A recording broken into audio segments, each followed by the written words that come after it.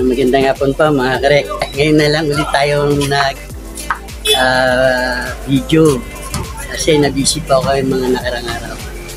Ngayon po, ang ipapakita ko po sa inyo na madaling matutunan, simpleng bulaklak lang po ito mga karek, na madalas pong ginagamit ng mga magawa ng mga DIY.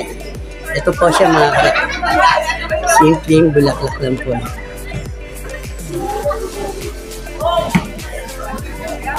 Isang straw lang po. Ngayon ipapakita ko po sa inyo kung paano siya ginawa. Ito po, panoorin niyo po. Tupiin niyo po sa kalahati ito. Yan. Naka-victory po siya. Naka-victory. Tapos mga karek, tupiin niyo po siya ng paganon. Yan. Victory po. Mga karek, matulis po. Isang tupi na. Isang tupi. Yan. Yan, matulis po mga karek. Pangalawang tupi, dalawa po, ayan po. Pangapat na tupi, ayan po. Panglimang tupi, ayan po. Yung pang-anim mga karek, meron siyang bukas sa ilalim, ayan po. Ayan po, ayan. Opo. Diyan po ipapasok yung pang-anim. Paano po gagawin? Tupi uli.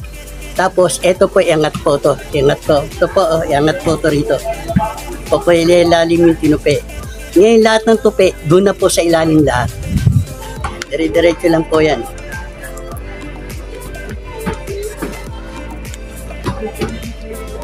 Sa ilalim na po lahat. Ayan.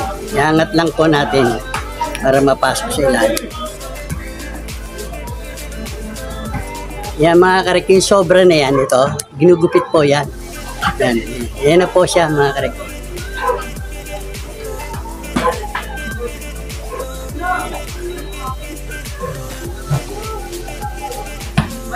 Sana may natutunan nyo karek. Huwag nyo lang po kalilimutan, click nyo po yung subscriber, click nyo po yung notification bell, mag-all po kayo para updated po kayo sa mga bagong upload.